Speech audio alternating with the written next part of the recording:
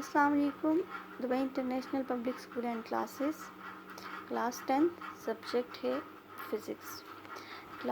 जैसा कि आपको पता है कि हम इस यूनिट का इलेक्ट्रोस्टैटिक का जो हम ये टॉपिक हमने एंड कर लिया था, एप्लीकेशन जो थी ऑफ इलेक्ट्रोस्टैटिक। आज हमारा जो आज का टॉपिक था ये कैपेसिटर था। ठीक है, कैपेसिटर है, फिर उसके अंदर क्या क्या होता है उसको एक्सप्लेन करते हैं। तो पहले है हमारे पास कैपेसिटर क्या चीज़ है, तो उसकी डिफिनीशन।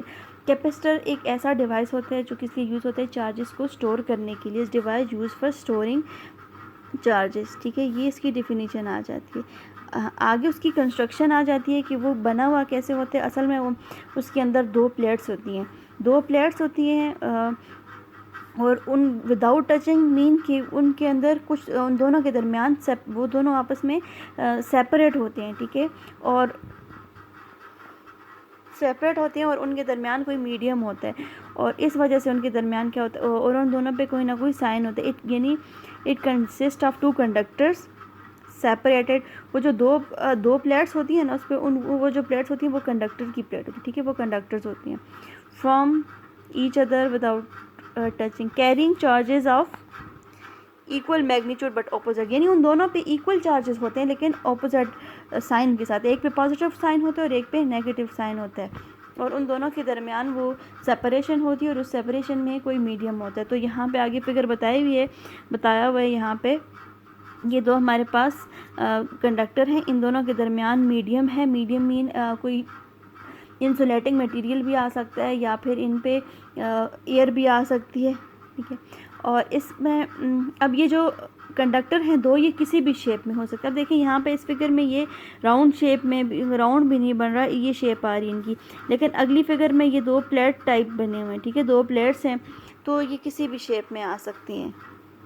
ठीक है, और प्लेट भी हो सकती हैं, कोई भी हो सकती हैं, क्योंकि कंडक्टर है हमारा काम जो है वो किससे है, वो चार्जेस को स्टोर कर रही होती हैं। और उसी तरह से एक पे पॉजिटिव चार्ज होते हैं और एक पे नेगेटिव चार्ज होते हैं।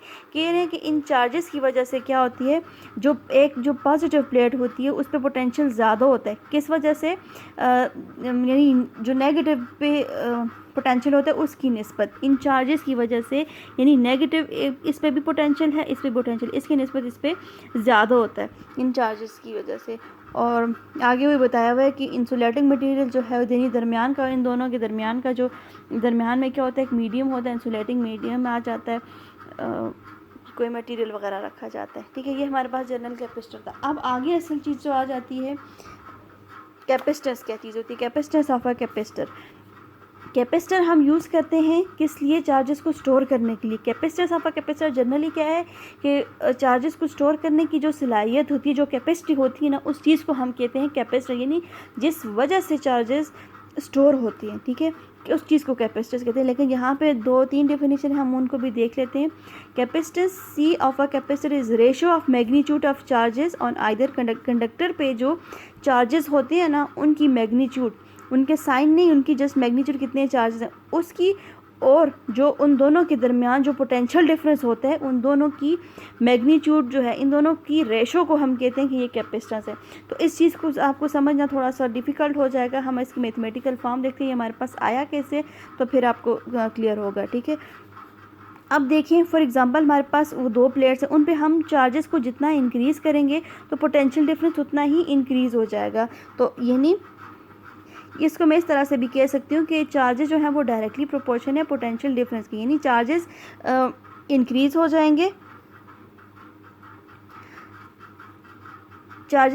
जाएंगे, तो वोल्टेज भी इंक्रीज़ हो जाएगी।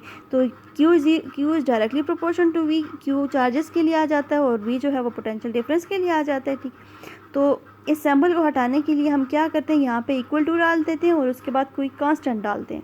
तो कांस्टेंट यहाँ पे हमने C डाल दिया। ये C क्या है, कांस्टेंट ऑफ प्रोपोर्शनैलिटी है, और इस C को हम क्या कहते हैं, कैपेसिटेंस। ये उस कैपेसिटर की कैपेसिटेंस है, वो ये चीज़ है, वो यहाँ से है। और ये Q इज़ इक्वल टू C V आ रहा है ना, तो ये वाली मैथमेटिकल फॉर्म भी आगे यूज़ होगी, लेकिन हमें फ़िलहाल C चाहिए। तो यहाँ हम इजीली C को फाइंड कर सकते हैं V को डिवाइड करके, तो C अकेला रह जाएगा, C is equal to Q by V। तो वो डिफिनेशन यहाँ से क्लियर हो जाती है कि ratio of magnitude of charge to the magnitude of potential difference, इन दोनों की रेशो है।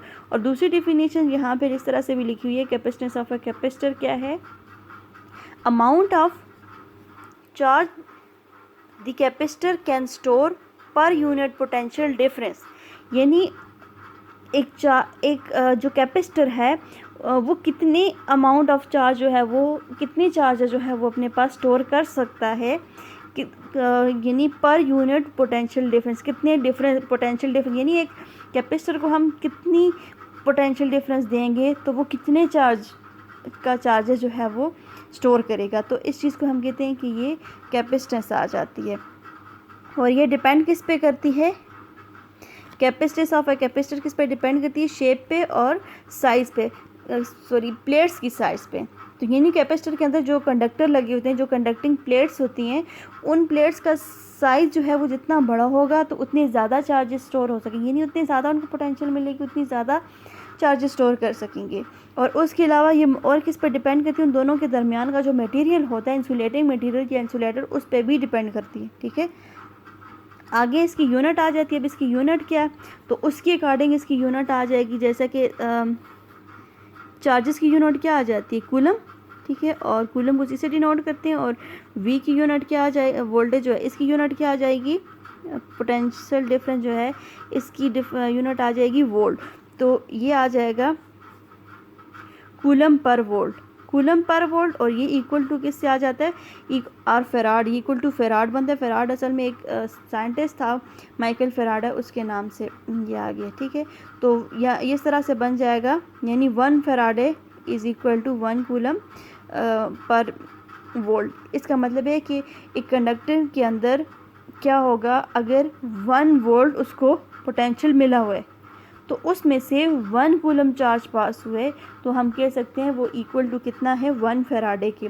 तो 1 फेराडे असल में एक बड़ी यूनिट आ रही है। ठीक है, तो इसको हम स्मॉलेस्ट में जब कन्वर्ट करेंगे तो स्मॉलेस्ट यूनिट इसकी आ जाएगी, इसकी डिफरेंट रेंजेस आ जाएंगी। तो स्मॉलेस्ट यूनिट आ जाएगी माइक्रोफेराड और पिकोफेराड। तो ज़्यादातर हम माइक्रोफेराड यूज़ करेंगे, जिसको हम डिनोट इससे करते हैं, इसको म्यू पढ़ते हैं, लेकिन मतलब ग्रीक वर्ड है उसमें म्यू पढ़ते हैं, लेकिन ये माइक्रो के लिए यूज़ होता है। ठीक है, माइक्रोफेराड मीन, माइक्रो मीन 10⁻⁻⁻⁶ और पिकोफेराड यानी इसकी रेंज कितनी है, कम वाली, 10⁻⁶ फेराड से लेके 10⁻⁻12 तक पिकोफेराड, ये छोटी वैल्यूज़ आ जाती हैं। ठीक है, ये -10⁻⁻12 इनकी वैल्यूज़ आपने याद रखनी है, आगे जब यूज़ होंगी अगर न्यूमेरिकल में या कहीं पे भी, तो आपको ये वैल्यूज़ आनी चाहिए। ठीक है, ये आपने 9th में प्रीफिक्सेस पढ़े भी होंगे, उसमें ये माइक्रो पी की वैल्यूज़ होंगी।